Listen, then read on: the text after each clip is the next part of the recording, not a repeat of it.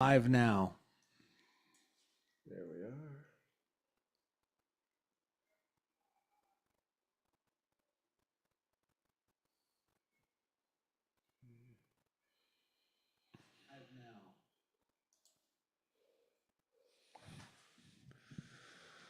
All right.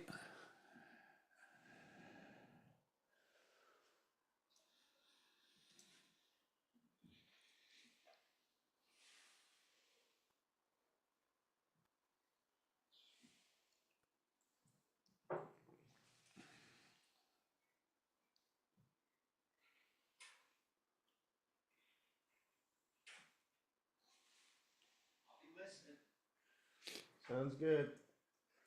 You say hello to all the people out there? Yes, we're live. We're just setting up, and we're going to be starting the show soon. I think Rod just tripped over the Great Wall. Nice.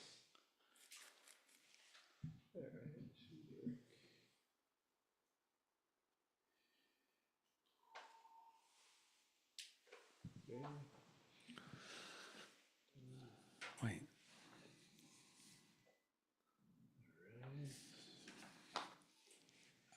You ready? I am, yeah. Okay. Is the other one on? Facebook is on. Did you record Okay. the audio? No, I waited.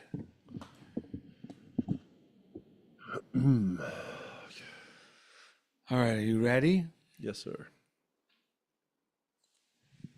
Welcome to The Funniest Thing, Yes. where each week we share stories about how stepping out boldly always leads to better than expected outcomes.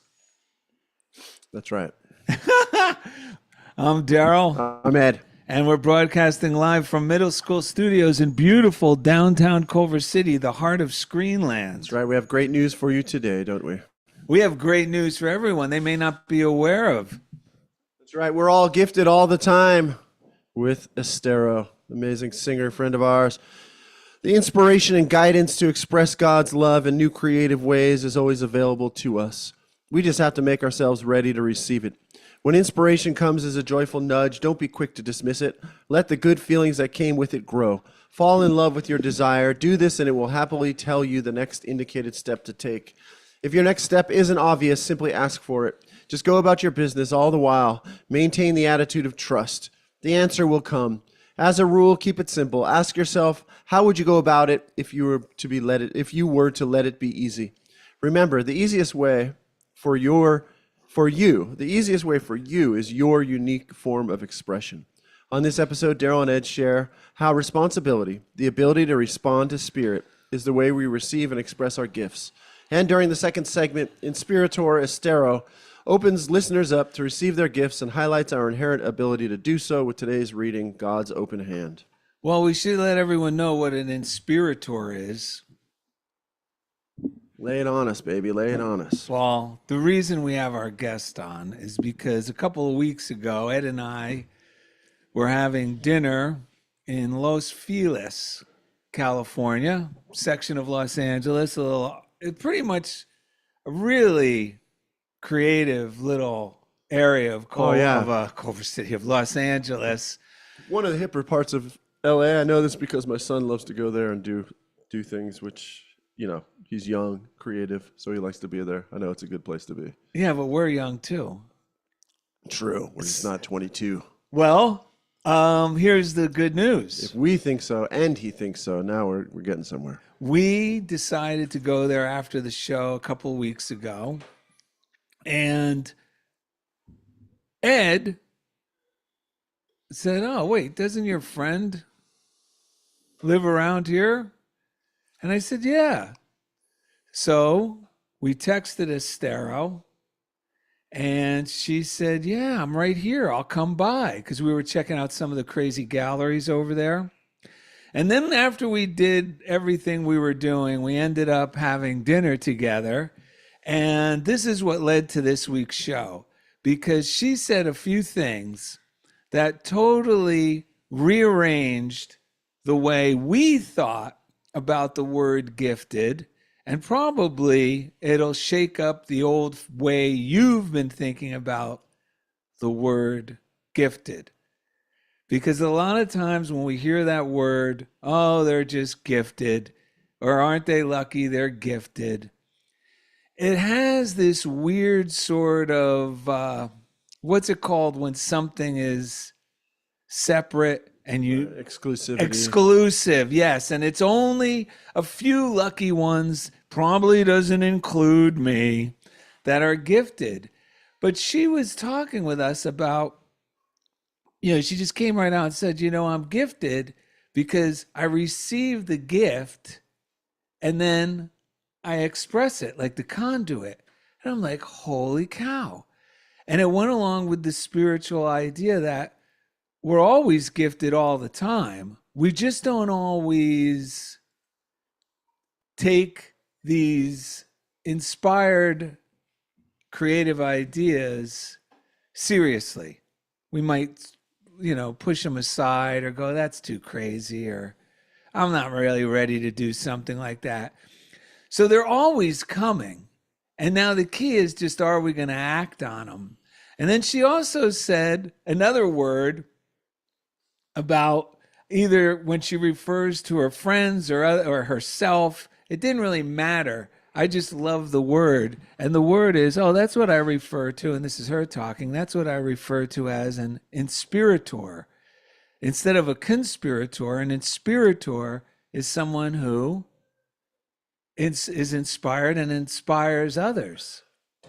They're an inspiritor. And then there was one other thing that she said, and what was it, Ed? It was gifted. Oh, it was this. The genius part, or no, this part. This was the best part for all of us to drill into our little heads, especially with social media and the tendency to compare ourselves to what it looks like other people are doing, either better or worse. And remember, it's all just appearances. It's all just a show. But it's so easy to get caught up in that. And then most of all, judging the quality of somebody or the legitimacy of somebody, including ourselves, by how popular, how many likes, how many subscribers. Yes. And I don't know how this topic came up, but she said, it's not how many people you touch, it's how deeply you touch them. And she went on to tell, a story about a heartfelt letter or email she received from a fan of hers that listened to one of her songs, and it had a profound effect. And all these ideas should really be reassuring to all of you who are creative in any endeavor, and that could even be in business, to realize, what does it really mean to be creative? And we also like the idea, driven home by Eric Butterworth. And the idea is, we're not rewarded for our creativity. We're rewarded by it. Meaning we're rewarded by the act of the creativity itself in the process, not for something that might come later. And that's the thing that transforms us. That's the real gift. I sometimes have to remind myself of this, so I let myself off the hook so I could just create. I remind myself, wait, I'm giving myself the gift of being a playmate with God right now and enjoying that process. And it takes a lot of the pressure off of this has to be something good or exceptional. And what I find is then I go through this process, and as I'm going through the process of whatever it is I'm creating, it becomes a delightful experience I had, like why I chose this color, why I decided to go right instead of left.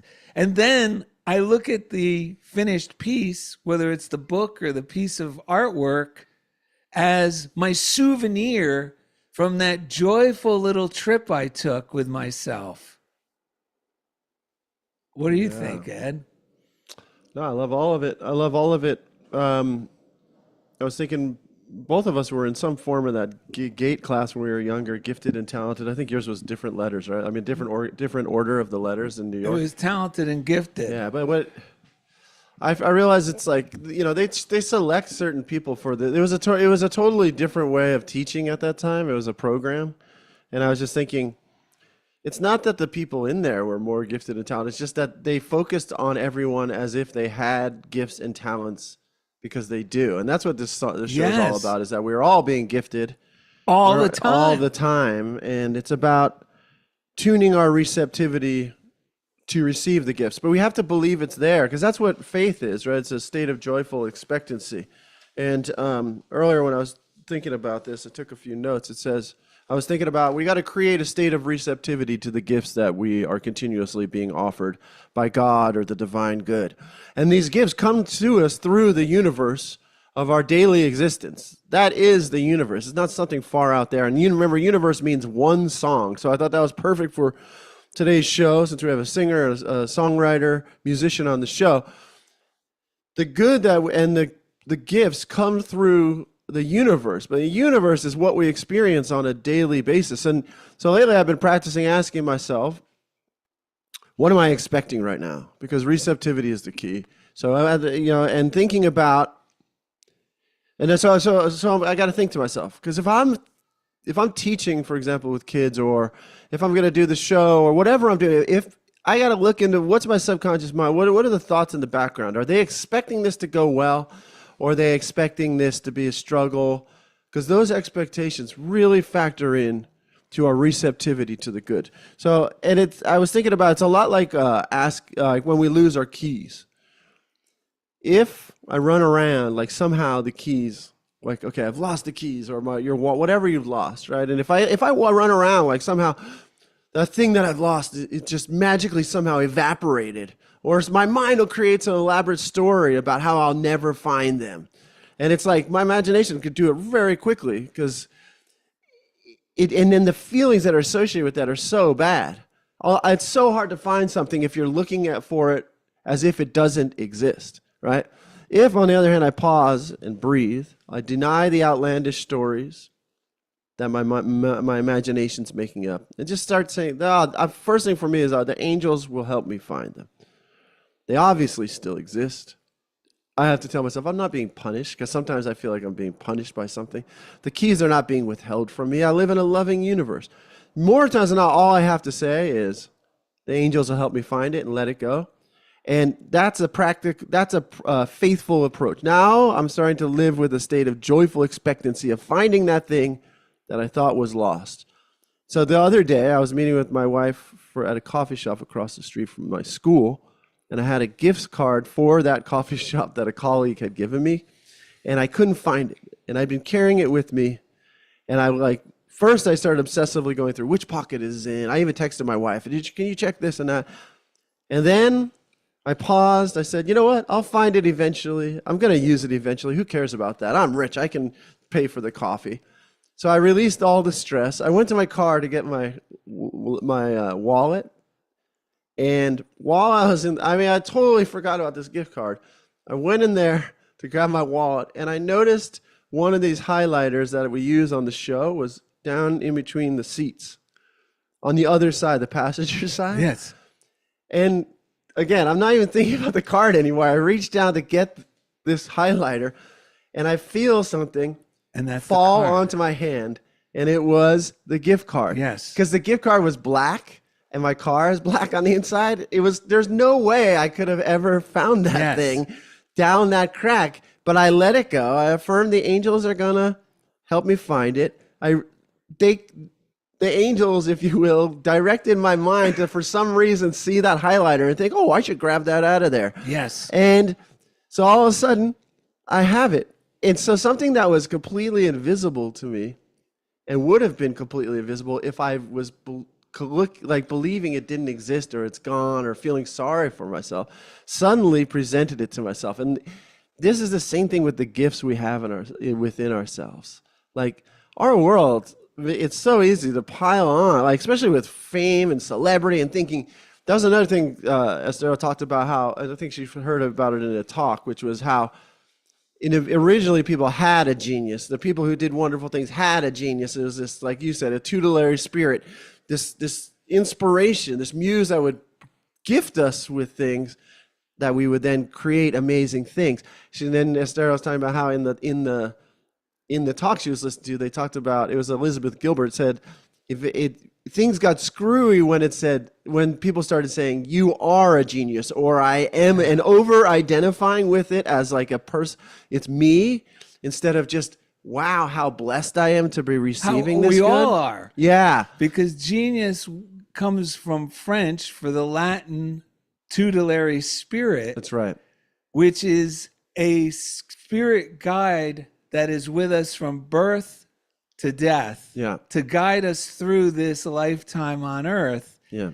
And that's where the word, not just genius, but when we're in touch with that, that's when we're our genuine self. That's right. That's right. And that's also where the word genie, and that's what the metaphor for letting the genie out of the bottle and granting your wishes is really allowing the genius within you, meaning recognizing these desires, but we have to step in their direction. Yes. And it's not just, the original story is not just 3 wishes. The original story is unlimited wishes, and wishes mean the desires of our heart, the thing it is that we feel compelled, or excited is another word for compelled.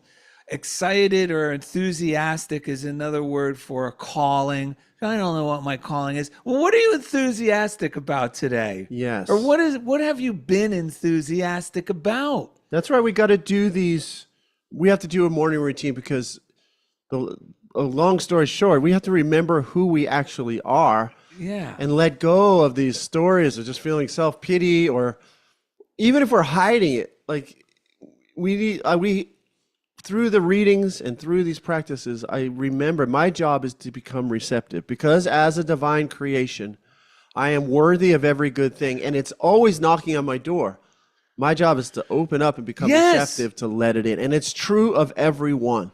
Everyone has a genius. Everyone has inspiration. Everyone has gifts. It's just, am I living in a way that I'm open to receive them and share them as well? And stop thinking about when they say you have gifts, because the right way to think about it is like Esthero said, that we're always being given gifts in the form of inspiration and enthusiastic desires. Yes. That the reason we're receiving that message is because it means we have the unique ability to bring it about in our own way.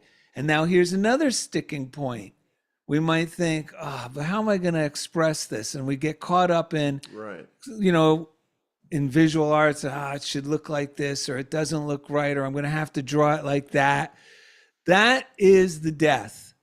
The thing to keep in mind is, how would you do this if you were to let it be easy? I quit art school because I was acting from that healthy place. When I went to my first life drawing class, all the other students were drawing their model, the nude model, within the frame of the pad. Right. And something inside said, I can't do that. And something inside said, no, draw it big beyond the paper, because, and what I thought it was saying is, because you can't draw like that. So I drew it the way that came easy. And at the end, when the teacher gave the critique, said, look at this, look what Darrell did. This is incredible. He didn't just stick to the paper. Look at this, how expressive. I didn't even hear his compliment, because I thought, oh no, I'm a fraud. I really need to learn how to draw like these other kids. So I thought I wasn't an artist instead of just going with that. So what I'm saying is, the easiest way for you to do it is the unique way for you to express it. I'm not saying there isn't going to be little fun challenges, because you're going to be prodded and pushed and you're going to overcome these challenges. But here's an example of how those challenges get overcome. When I started doing the illustrations for Step Out Boldly, the hidden meaning of the Statue of Liberty, a few months ago, the first thought was, I'm going to use quill. I want to use pen and ink. I didn't have pen and ink pens. So I just tossed it to God and go, oh, well, I'll go get them. I go for a walk with Gidget, and one of my neighbors was throwing out a whole set. How odd is this? A whole set of, pen and ink, quill, with the metal nibs, pens, because I had the ink already. It made no sense at all. But then I started drawing, and I was struggling. I didn't like the way the Statue of Liberty was coming out. I was trying to make it too much like her, like how she really looks. I was forgetting who I was. And I was like, it's good, but it's not me.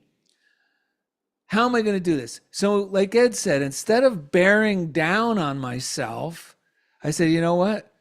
The right thing in the right way. I'm going to be inspired. I go for my normal walk the next morning, and on my walk in this part of town where it's the industrial section of Culver City, it's where the old studios were.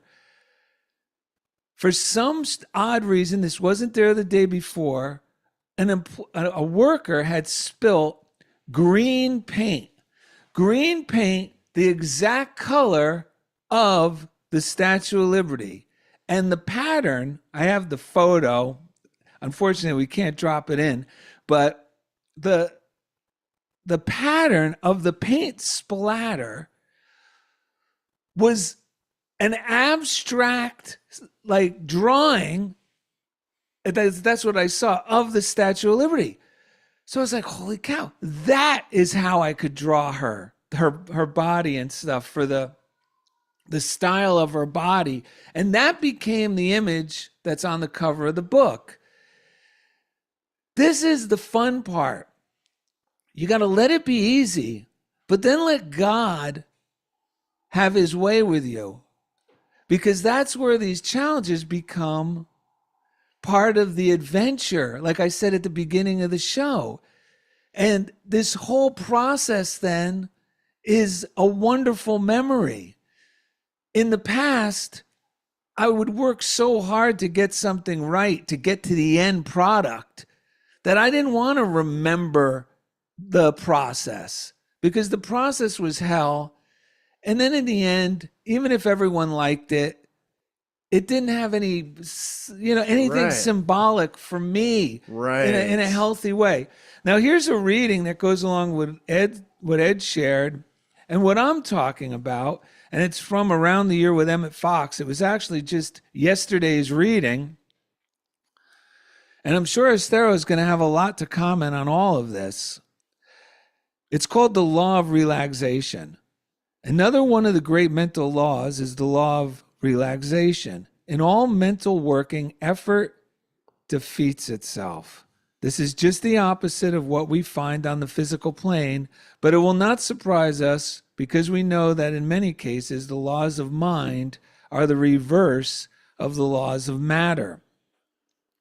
The harder you hammer a nail, the sooner does it go into the wall. But any attempt at mental pressure is foredoomed to failure, because the moment tension begins, the mind stops working creatively. So as soon as I start putting pressure on myself of how I think it should turn out, or it's not working out, I'm not helping myself toward the solution that I desire. Unfortunately, though, a lot of us have been taught that's how you get there, but it doesn't work. When you try to force things mentally, when you try to hurry mentally, you simply stop your creative power.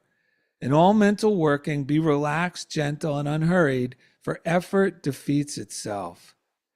And it goes on to say, like we said in the opening, just go about your business. Was in our opening. Just go about your business, all the while maintain the attitude of trust and the answer will come.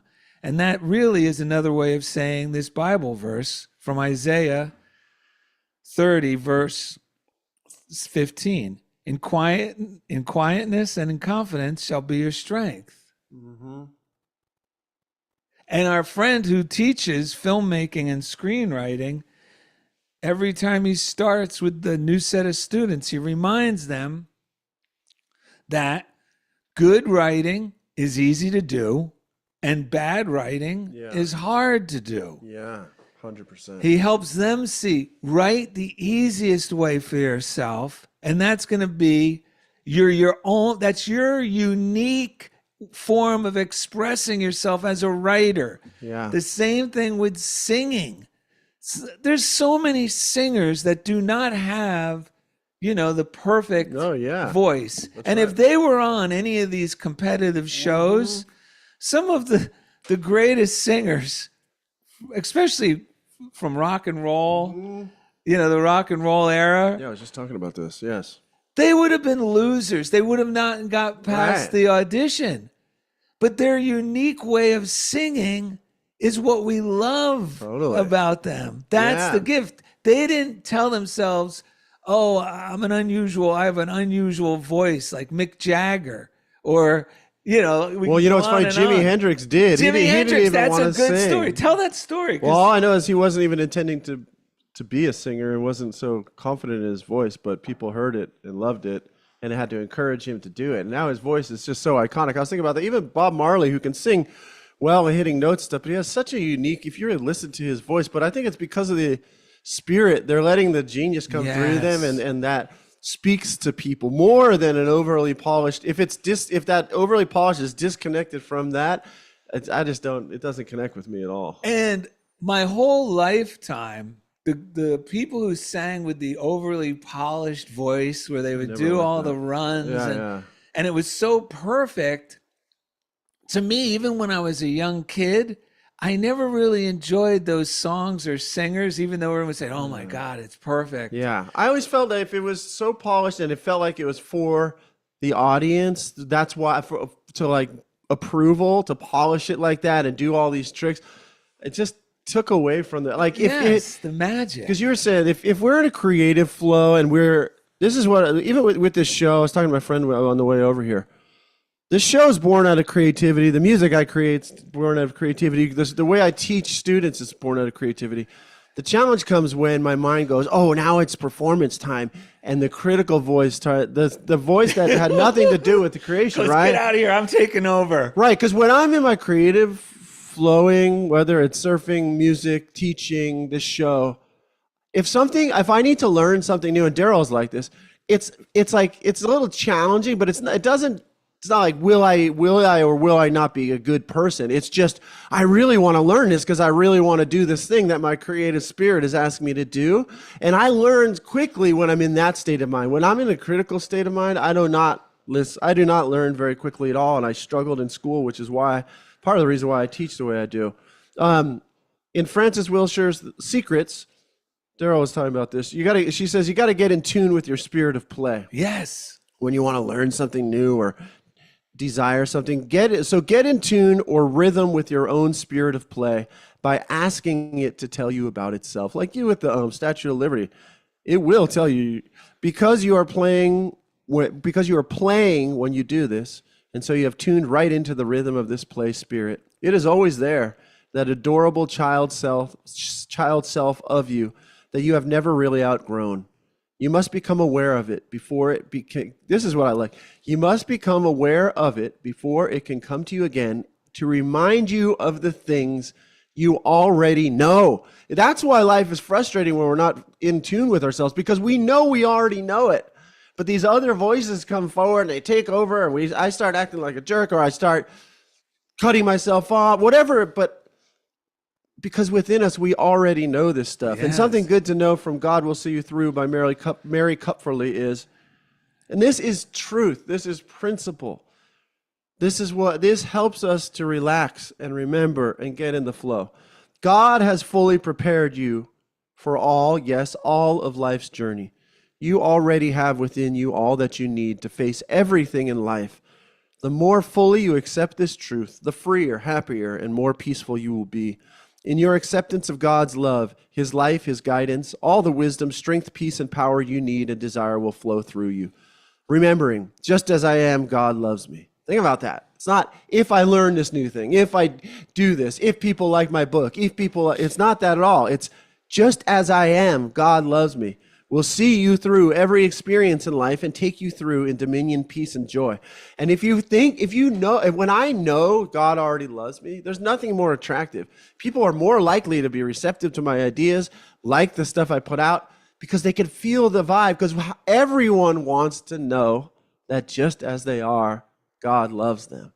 So if we put that out, the things that we create become so attractive to other people. And things happen in amazing ways, like Darrell's, that story of you seeing not only the color, but the fact that I love that, because lately I've been affirming what Raymond Charles Barker, I have decided to be happy, and I added, from the book I add healthy, I have decided to be happy, healthy, rich, and creative. And creativity just keeps speaking to me. I realize I'm a person I don't even like to be if I'm in a critical state of mind.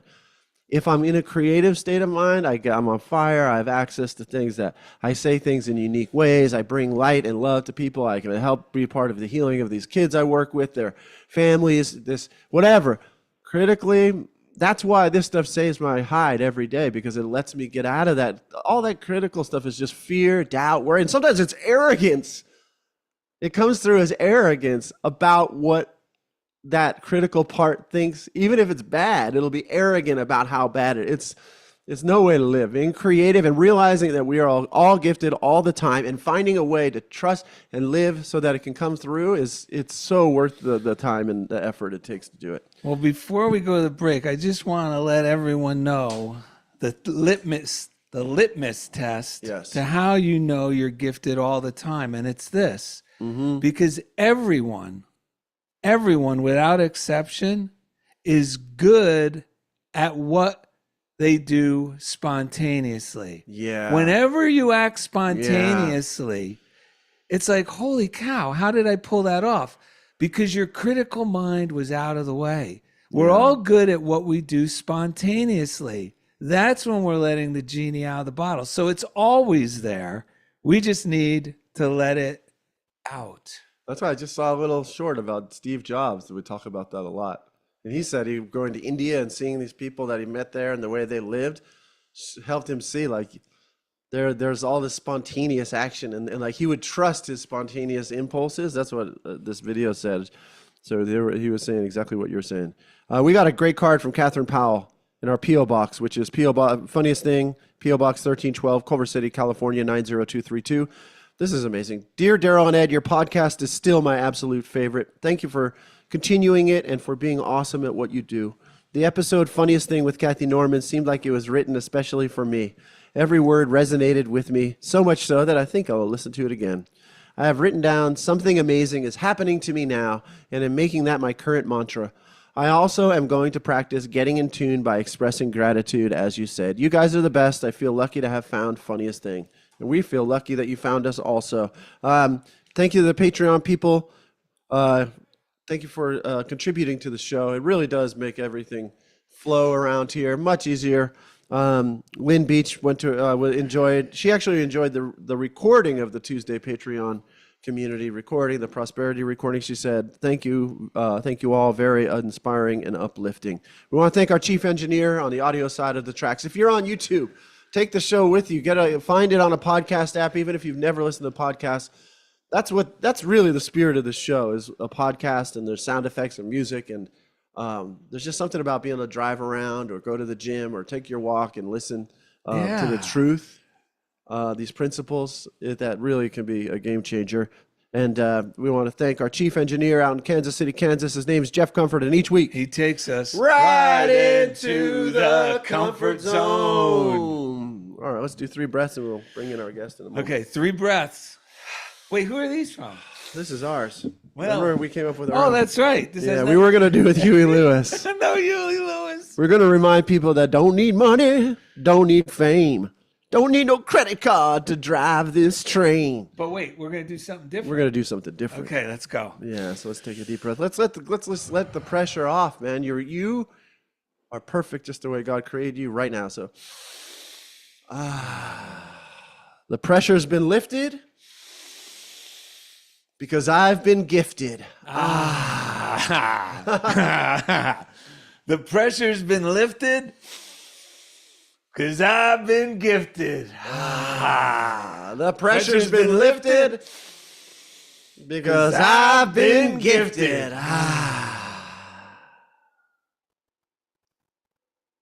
All right, shout out to Barbara Weatherman on YouTube. She said, "Hi, all, happy Saturday. Hi, all, happy Saturday. Looking forward to the show. Hopefully you're enjoying it." Coming up next, let's see here. Who do we have? Yes, the Inspiritor Esthero opens listeners up to receive their gifts and highlights our inherent ability to do so with today's reading, God's Open Hand. Thank you for listening to Funniest Thing with Darrell and Ed, live from Middle School Studios in beautiful downtown Culver City, the heart of Screenland. Oh, look.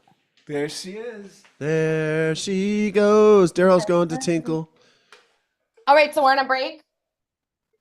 Yeah, I'll hold down the fort while everyone tinkles. Oh, okay, good, because I came running in here. I was like, Oh no, we are we YouTube living right now. So the people who watch on YouTube get to see behind the scenes. Okay. Just so you know. Yeah, man, That's the thanks link again I for sent. joining us. I don't want to spill out too many beans before we start for the audio, but it's nice to see you. You look great. Thank you. So do you. Here, we'll just hang with Betty. Aw, nice. That is so sweet. That is someone who knew that we're all gifted and passed it on to everyone around her and all of us. So that's a great patron saint of the episode, Betty White. Yeah, it's funny because Darrell always notes, like, he went on his contacts. I always say pink hair next to your name. Probably when he first met you, so he would remember what have you. That's what I make everybody put in. Oh, yeah? Pink hair, yeah. How long you been rolling with pink hair? Oh, God. Since 2013 or 14. Do you remember the moment you decided to go pink? Yeah, actually, my friend, a singer named Eden, I had a pink wig, and I had put on this pink wig, and I thought, I think I really like this, and I sent her a photo. I was like, should I do this? And she was like, you should absolutely do that. That's awesome. Yeah, and so I went. But I've always had, for years, I kind of had this like bright orange copper hair. That's sort of like what I was known for. And I remember like from the moment I decided to go this sort of ginger oranges, because my stepdad had this Vargas Girls book, the pinups and whatever. And I remember seeing like the redheads and thinking they looked like the most sort of like, oh, that's cool. Vixen-y, like, Yeah. there was something kind of, yeah. I think I saw a picture of you online with that hair. Well, definitely, for sure. It was a very regal type photo. Was there like a very famous press? I feel like it's like the first one that comes up with you. You might have had like if you search for you. Yeah, probably like when I was a kid, because that was the signature do Nice. for a long time. All right, are you ready, Fazaro? I'm ready. All right. Hey, is it okay? Actually, we'll just go. Did you want to ask or do you want to go? I just got really inspired by something you said, and it reminded me of this Martha Graham quote that Can we bring that in? that I read. Yeah, save it. That's the kind of stuff we want. Yeah. All right, everyone. Here we go. Welcome back to Funniest Thing with Darrell and Ed. Today we are blessed to have Esthero on the show. Today's show is called We're All Gifted All the Time, which was inspired by something you said during our meal together, which we spoke about in the first segment. So how are you doing today? I'm great. I'm actually buzzing because I was like sort of following the genie today, like last night and today on one of my songs. So I want to translate one of my own songs into Spanish, and obviously need help with a native speaker, but also decided to sort of do my own little attempt last night, and like wanting to, I live part-time in Mexico, and it's really important to me because I'm learning Spanish, but like I feel like in English I'm like fairly witty and like Yeah, decent poet, and I want to be able to express myself the same like that's cool. well in Yeah. Spanish. Yeah. See, everyone who's listening at home, I just want, like, you can hear the joy in Estero's voice. We're talking about how, like, when we're creatively motivated, then a challenge comes, there's a joy in your voice about wanting to explore that rather than Yeah. like And this, like, also because I think I did it. Like I sent it to a friend last night. I like kind of labored. And you know, when it's like a secondary language, and I'm not fluent at all. But I just sort of was like, okay, well, let me try and sort of craft it so that it does work. Syllabically, it's like really complicated, right? yeah. And then so I did it and I was happy with it. And then I sent it to my friend in Mexico to kind of double check my work. Like, does this make sense? Does this work? And she was like, I really like this. And I felt so I feel like very, Right. yeah, yeah. And That's, I feel like sometimes when we do, when, if I don't give myself permission to do that first step, I think I'm like, oh, I don't want to be whatever. But people are actually delighted more. It's almost like we're doing our part first. I did that with something at work that I was like, oh, I collaborate with this teacher about a student, and I was part of it was a little squeamish. You tell me what to work, and instead I was like, you know what? Let me work on this myself first. And then when I showed it to her, it was like a little tweak, and she was delighted. Same thing. And that's, I think, yeah. if we give ourselves permission to do that creative part first instead Yeah. of waiting for someone else's, like we actually Yes. bless everyone else involved. Yeah. Yeah. Well, so yeah, it's a nice feeling. The challenge yeah. is the high, because I think I talked with you. Was it you? I don't know. Maybe it was you. About how every time in the past when I would have a third party lay out my book, because I didn't, because I don't know at the time, I didn't know InDesign, which is the professional program to lay it out. I always felt like I would have to settle, because you can't go back and forth over every little nuance. Whereas if I knew how to do it, it'd be quick for me to go through all the nuances that I need to adjust. Yeah. But yeah, so this time I said, well, maybe you could learn InDesign. And that part of my brain went, oh, no, that's a lot. Do you really? But I didn't listen to that, because that little voice that thought about, that just had it. That's why they say that, still small voice, because it's the one that's delightful, but it's all the way back here, and it can easily get squashed Yeah. by my concern Well, or look at my his tiny little laziness. mouth. It's a very tiny. Little two fingers back here. So, but there was enough delight in that still small voice that motivated. Well, let me just see. This is also making me laugh because this in Mexico is universal for yes. Oh, That was nice. yes. Like if you're at a Yes. restaurant and someone comes to fill your water and you say Oh, nothing wow. like So this. the still small voice is No, that always means saying, yes. God, yes, yes. So it said yes enough for me to go, I'm going to do this, just like we're recommending to anyone. Ask yourself, instead of how hard is this going to be, ask yourself, how would I do this if I were to let it be easy? And my mind said, why don't you just see if there's, so I actually typed in Google, simple way to lay out children's book in InDesign. And there was a bunch of people, videos. And I just picked this young girl who was just like delightful in her manner. She's probably all of 22. And she cranks out these little children's books. And she taught me basically from start to finish how to do this, how to work this program. And I'm proficient enough. I'm very proficient in Photoshop, and it's in the same wheelhouse, but it's still a whole different ball of wax. So now, like I went through that, like you did, that fun little challenge of enjoying each step of learning something new, and that's what I'm going to say. It doesn't matter what age you are. You want to know what the fountain of youth is. Listen to the still small voice and step in its direction.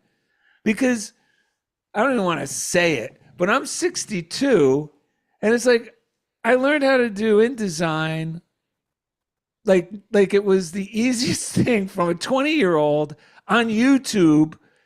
And I was able to do the whole book, wrap it all up within a couple of weeks, Yeah. once I learned how to operate the program. And now I have that extra high, like you probably have, because it opens a whole new window for you singing in Spanish. Like now I have this extra high deep down in me.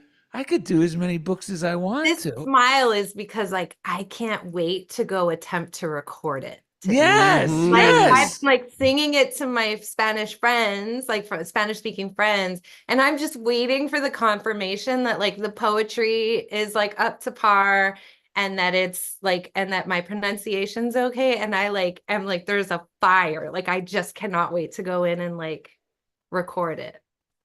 You know what it is? When we feel like that, that is usually the indicator that the pronunciation is up to par in your own wonderful, unique way, and everything is pretty, nailed down. It's always been the case.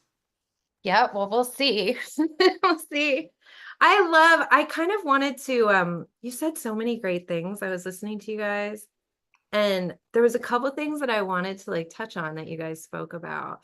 One was the quote like effort defeats itself. Is that what you had Yep. said? I love that because I am such and this is, you know, this is also the thing about like Liz Gilbert talking about like having a protective construct between the work and yourself to keep you from like ruining your relationship with the work, right? Like from hating the work. Yeah. And so for me, like one of my rules is like I do not labor. I do not labor ever. Like I don't mind crafting. I love crafting, but I refuse to labor. And I just let it be born when it's ready in its own way, because if I force it, it makes me hate what I'm doing and nothing good will come from that. Like I have songs that I write, and I notoriously in my peer group, people know I take a really long time in between albums and stuff like that. But like I have one song that like I started writing the first verse and the first chorus and it just came, and then I kind of got stuck on the second verse, so I just like put it away. And when I tell you, there was a couple times I pulled it out and I tried to like and it just didn't feel right. And when I tell you 2 years later, I was doing something totally unrelated, it was just 2 years later, all of a sudden I got the download and there's my second verse. And like, thank God I waited, because Right. skill at that time had grown like exponentially. And if you A/B the verses too, you're like, holy crap. Like, and so it makes that second verse so much more exciting because my Wow. skill had done. So like, this is also the luxury of being the kind of artist that I am, because like I have chosen to write music very intentionally and record music that like feels timeless. Like I never want to put out a piece of work that people are like, that's when Max Martin was hot, or that was, and nothing wrong with the producers, but I'm saying like, I don't want people to listen to my music and be able to tell what era it's from, in the same way that like an Elvis Costello song is always going to be amazing. And like my parents love him, and, and generations after us will love Elvis Costello. Same thing with Sade, like just trying to make like timeless stuff. So I don't have to like, that's the luxury of making timeless music, is you don't have to like force it. Like a good classic song is a good classic song, right? Yeah. So I loved that. I really loved that quote, that the effort defeats itself, right? Like it's Yeah, mental pressure. We can't Yeah. operate. We'd stop. The creative part of us shuts down when we start applying the mental effort. yeah. Yeah. My wife makes vintage clothing out of vintage material and sells vintage clothes, does all this cool stuff. But the reason that came up is because sometimes she'll get like a crazy deal on some crazy fabric that she just loves and doesn't know what she's going to do with. And I've seen it happen time and time again, just like you. Like it might be 5 years later, all of a sudden that comes to, because that comes all of a sudden, or it could be even a article of clothing or something. You just don't know when all of a sudden. She's just following her joy. She like, this Yeah. is pretty and it makes me happy, and That's what I I'm want to trying to have say. it. And Yeah. there's something to be said for that. And that's what this show kind of it mentioned it in the description, which is it's a very different way because there's gonna be conditioned parts of our brain that are like, you should have done it by now, or why are you even holding on to that, and we have to learn well, where's that voice coming from? Does it feel good? And like this is where faith comes into play, of being able to face these like judges, like metaphysically in the Bible, it's like Jesus, the character of Jesus, going in front of the Pharisees and the judges, and they're coming with all this rationalized rules and laws, and then he comes out with something. But I am the light. I am that you're talking about. So it's all good. I'm not gonna. And like he would say, these simple, loving things, and that's the way we have to convert these thoughts in our minds, because if we want to go for the big, real success in life, we need to find a way to be like, that's why we're inspired by you, that you have found this way to follow this authentic part of yourself, like you're saying, this timeless part of yourself. Yes. That's amazing. Yeah. Thank you. Yeah, no, that is great. I have notes. I literally was like furiously writing notes to the stuff you guys were talking about. Great. Yeah. The other thing I wanted to touch upon, I love that drawing story, Darrell, where you talk about like you drew this thing big because you kind of had this feeling that you weren't like skilled enough to do it the way that it had been, asked of you, and that you like really just like leaned into your uniqueness, right? Like you just doubled down on like, I'm going to lean into my uniqueness.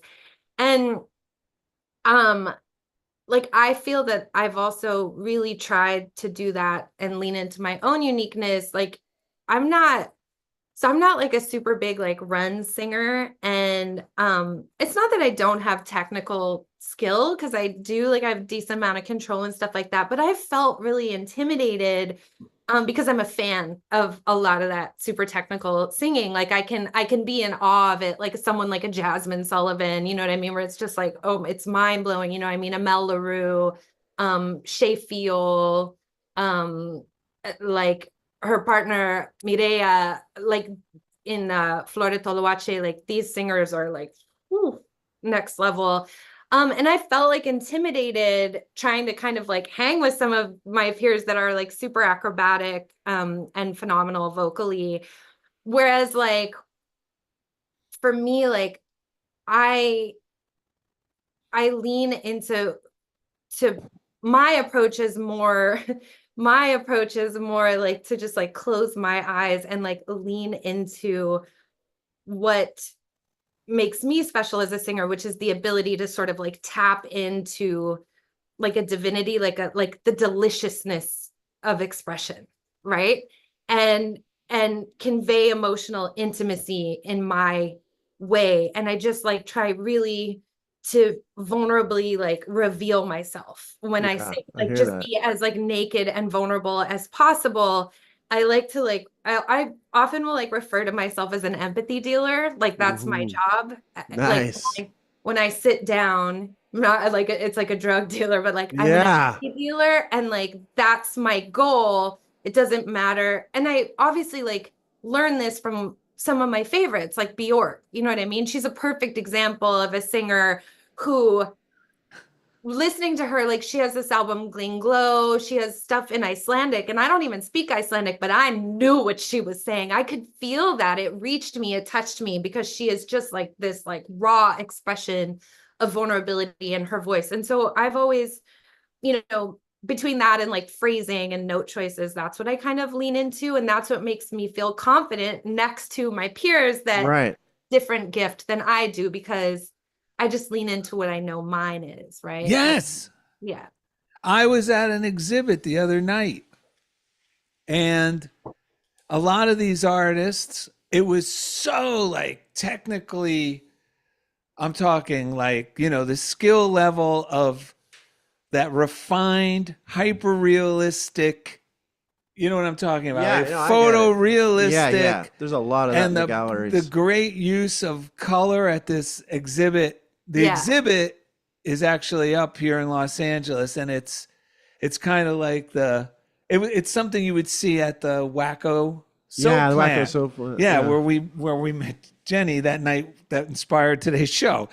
But just like you, Jenny, I like love, I'm going, wow, I could appreciate it all. And this is where I've grown. Esthero. I don't, You're good. You're I good. don't cave in and go, ugh, I'll You said never my be able to government drive. name. Yeah, I would go, I don't know. I tell them, well, it's like John Wayne's real name. You know what I mean? Yeah, you can Wikipedia it, folks. So anyway, yeah, it's no secret if you use Wikipedia. But here's the thing. I felt just like you. I was impressed and loved it, but I knew, well, that's not me. I mean, I love it and can appreciate it and get high from it and inspired by it, but it doesn't do what it would do to me when I was very young. It would have me cave in and go, well, why am I even bothering? No, now I go, Darrell, you're you. Your style is you. You keep leaning into Yes. you, but get fed by all these other people. Yes. Don't hate them, and it doesn't mean, and neither be intimidated by them. Let Yeah. them feed you, but do you. Yeah. Yeah. And they can also, like you said, they can inspire you and be like, your Yes. teachers. And even like when I attempt to try to sing like some of these women, like I definitely learn. And like even one of my favorite runs on one of my songs was me attempting to do something else and failing. Yes. But I failed in such a cool, unique way that Yeah. no one else Yes. ever done this That's run. Of course, Yes. this run, because it was like that was me falling down, but kind of like falling happy accidents, right? Like a lot of Yes. my stuff is happy accidents of just like attempting, and then it wasn't what I was going for, but what happened was so much better than what I was going for anyway. Well, that's a sign of maturity as an artist too, because a lot of people would get frustrated. They would discard what you saw and appreciated as being, holy cow, this is better than what I tried to do. Yeah. Right. And they would kill themselves. I've seen this, Yeah. To try to get it, what they think is perfect from the outside, from someone else's unique ability, as opposed to going, holy cow, this worked out better than expected. That's right. Yeah. And that's what we all can do. There's a great line in here. I'm going to read this because this is exactly what you just referred to. It says,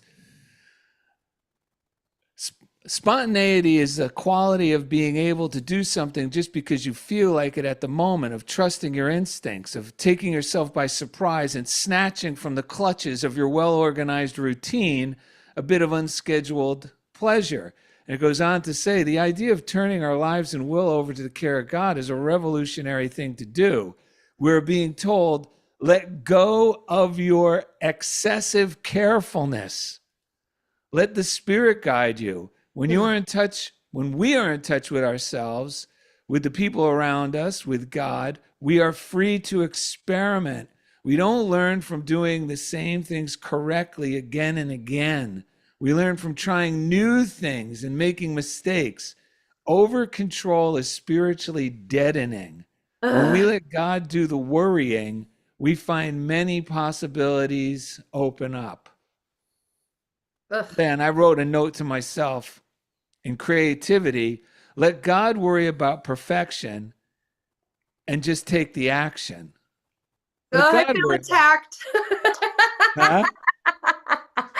I'm like, so I read that, I'm like, oh, I feel attacked. Yeah. No, that's you. You are awesome like that. Well, Do we- so go ahead.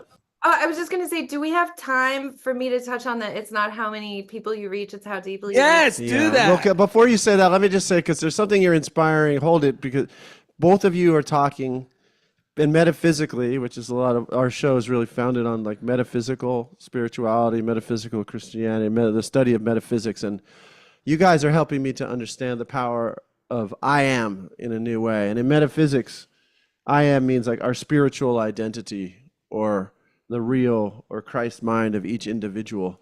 So when we can value the I am, like you guys are talking about, rather than comparing ourselves to somebody else's I am, or this sort of accepted value of what we think we should be or how it should be, then we inspire someone else out there whose I am can relate to us. I love listening to people who have the audacity to say, yeah, everyone else was saying this is how I should do it, but I was inspired by this. It's so powerful to just come from I am this. This is what Yes. I am feeling. This is like, and we don't often find the power comes from within us. It might not always come from acclaim from others, but like you said about touching people deeply, it will touch the right people in such a meaningful way, because there's people who are starving to hear someone else reflect their I am back to them. Yeah. And it will encourage them. And this just goes back to the last thing I'll add, is that one time we did a show and I was driving up the 405 when we used to record in Burbank, and I realized we can all say I am the best, because Yeah. there's only one us, and we want to be the best I am that I can be. So there's a way that we can all strive to be the best, but it's the best I am that I am, and not something comparative. It's something Yes. we all want to awaken It's to. the uniquely I am that I was created to be, to express in our own unique way. Yeah. I love this because it's gonna tie into what I was Okay, gonna brilliant. say too. Of course. So Yeah. much like that's beautiful. So it's not how many people you reach, it's how deeply you reach each one. So this came to me because there's an artist from Canada named Chaos that I grew up with, rapper, singer, great artist. And I had been living at the time. I was bi-coastal. I was back and forth between Toronto and LA. And I was flying back to Toronto one night from Los Angeles, and Chaos had a show at a spot on Queen Street, and he'd done a couple nights there in a row. And so I get on the plane, I do this like 5.5 hour flight, I land, I'm also like under the weather, like I'm definitely kind of like getting sick. And also emotionally, like not really in the best place. And normally I would just stay home, but because I needed his medicine, you know what I mean? Like that, I was a really big fan of the record he had just put out, a big fan of his. So I like drop my bags off, I get my stuff together, I go to the show, and I'm at the show, and it's like it's not like a mid-sized venue, like a small venue. This is like early on in Kevin's career. And I'm waiting and waiting and waiting, and he's not coming on. And I text him and I say, where are you? Like, when is the show starting? And because I'm waiting for him to come. It's the kind of thing where he's just going to come in the front door. I'll see him. You know what I mean? There's not really much of a backstage, and there's not a lot of people there. And he says, I'm not coming. And I say, wait, what? Why? And he was basically saying, like, he'd played a couple nights already in a row. He felt like it was just the same faces, like it hadn't been. And he was like, I'm just sort of playing to the same people. And I was like, I'm not the same people. Like, I kind of called him and I read him the riot act, and I said, look, I came here because I needed what you do tonight. And like, you have no idea who else needed you tonight. And maybe that kid who's come here for the third night in a row hears something they needed to hear that they didn't hear the first 2 times, like whatever it is. And I was just like, you're like the mailman, bro. Come like rain, sleet, shine. Like, your job is just to deliver the message. That's it. You don't get to decide how many, like, who's worthy of hearing it. Like, if you get to preach it based on how many people are there, because like, I needed this medicine tonight, you know? So, and so going into the quote that I want to read you, it's the Martha Graham quote, right? That's pretty famous on creativity and expression. And it was first sort of paraphrased to me by this really amazing woman named Simon Wilcox when I was really struggling with finishing music and feeling like no one cared and not wanting to like put it out, as we so often do, right? Like feeling like, what's the point? You get a case of what's the point of it? And feeling like it wasn't good enough or whatever it was. and she said it to me. And then the second time when I saw the actual quote, I was like sitting in the bathroom at Greg Wells's studio. He's a producer. And I went to pee, and I sat down and I looked over to the toilet paper, was the actual real full quote that I had never heard before. And I want to read it to you. And every time I read it, I like try not to cry because I love it so much. So the quote is, "There is a vitality, a life force, a quickening that is translated through you into action, and there is only one of you in all of time. This expression is unique, and if you block it, it will never exist through any other medium, and it will be lost. The world will not have it. It is not your business to determine how good it is, nor how it compares with other expression. It is your business to keep it yours, and yours clearly and directly, and to keep the channel open. You do not even have to believe in yourself or your work. You have to keep open and aware directly to the urges that motivate you. Keep the channel open. No artist is pleased. There is no satisfaction whatever at any time. There is only a queer, divine dissatisfaction, a blessed unrest that keeps us marching and makes us more alive than the others." Wow. Nice. That's like, Martha's Yeah. my jam. I may disagree about there is no satisfaction, because I do feel like there is. That's the one part But I love what she says about there's this queer divine dissatisfaction. And I see that as like, there is nothing more delicious than getting that thing, that symphony that is in here. And when it starts to get born in the actual like physical world, that is like the coolest feeling. Yeah. And when it's like, oh, this isn't what I thought it was like, but there is like a sort of like, oh, like that's not quite how I hear it, but like, Yeah. It's like magic. Yeah. If we're not getting this is the big thing for people to hear. If we're not getting satisfaction out of our life, there's something we can do about that. We can get satisfaction, and there are a lot of stories that say otherwise, but it is not true. We can get it. There might not be a stagnation, and it wants to keep moving forward. Yes. But that's not to say we can't feel satisfaction, and that we shouldn't feel satisfaction in what we do. Agreed. Before we shove off, because time is ticking away, but man, we could talk to you forever. Do you have this Joyce Kramer reading that we sent you, or would you like us to read it? No, well, hold on. Did you send it to me? Is it in the email? Yeah. I'll read it. Hold on. There we go. Okay, cool. Is this like the forwarding? Hold on. I believe so. Zara was in charge of this. Of the emailing? Did you send the email? Yeah, well, it's the one with the original description of the show. It's below the description. I don't know where it is. Hold on. Is it from you? It's from Darrell and Ed. Darrell and here Ed. we go. You found Got it. Got it. Okay, Ed, sit wait. back and enjoy the show. Wait. No, there isn't. It was not included. The part that says I place my needs? Mm-mm. Oh, I think maybe we just texted it to you. Oh, okay. Hold on. Let me check the text. Oh, man. Because it was the one when you said, oh, yeah, love it. Okay, here we go. Was that a couple days ago? Oh, God, it was Monday or Tuesday. I'm going back. Hold on. I feel like I'm holding everyone up. I'm sorry. Oh, no, you're not holding You're not holding anyone up. No. If anything, we're putting you on the spot, but we appreciate your willingness to find it because we do love it. Was before you sent me that graffiti. Yes. Here we go. You found it. I found it. So Joyce Kramer was really a powerful truth teacher who passed away recently in the last few years. Yeah, and our friend worked closely with her to put her work together in these daily emails. Yes. Which is what you have there. Okay, so what I've got is reading that I place my needs. Yes. Okay. I place my needs in the hands of God and relax in perfect faith.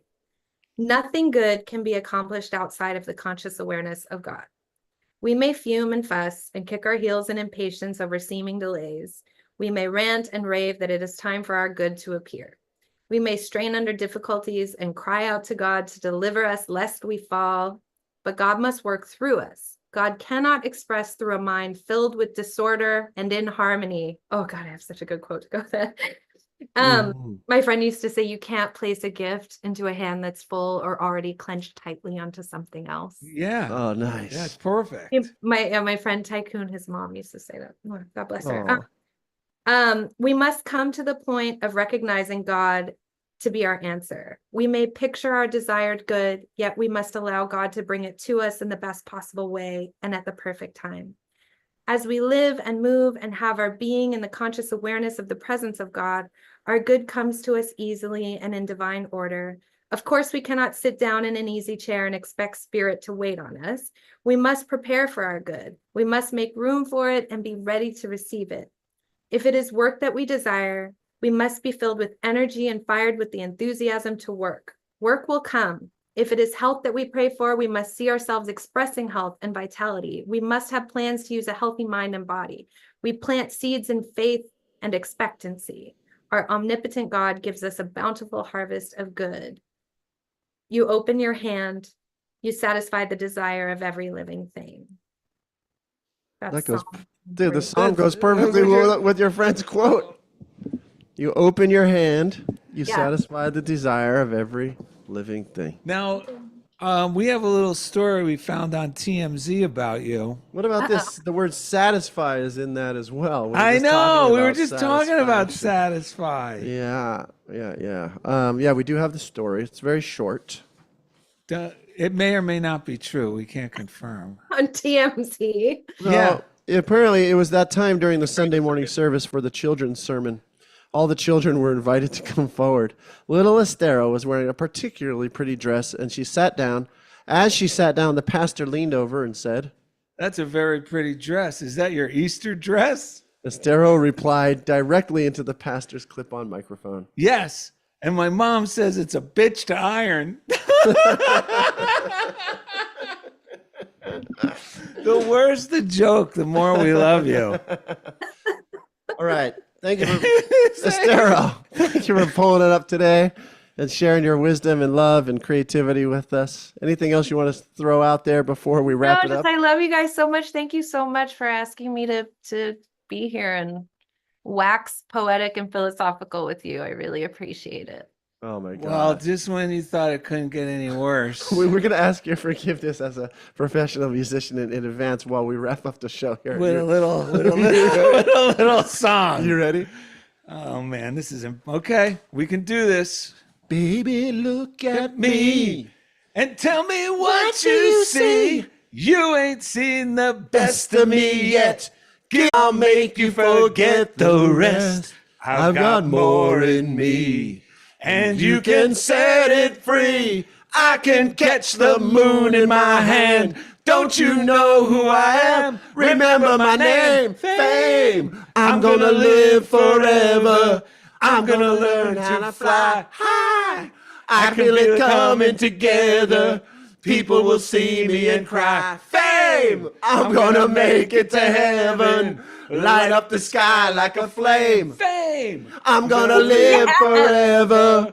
Baby, remember my name. Remember. You. Thank you so much. Did I just get serenaded on a Saturday? Yes. Oh, what's the dog's name? That's Andy Warhol. Andy Warhol. That's Andy Warhol. And hold And on. Betty White, This not is Betty Ford. Edie Sedgwick. Oh, Edie Sedgwick. Wait. Betty Ford? Betty White. Betty White. I gotta send you a picture of me with Betty White. I'm on a couch with Betty White and puppies. Aw. What? Yes, it's an epic photo. It's like some kind of heaven. Like you're describing like one of my It's like heavens. 20 years old, maybe 15 years ago. Yeah. It's when I had hair. How? Aw. Deborah said exactly just what we needed today. Thank you. Love Deborah. Deborah, we love you too. Thanks for How popping did you in. meet Betty White? Hi, Deborah. Yeah. Yeah, I met Betty White. My wife photographed. What do you call it? I can't even talk straight. Photographed. Yeah, Lori had to photograph her. Really? Does she Yeah. still have the photos?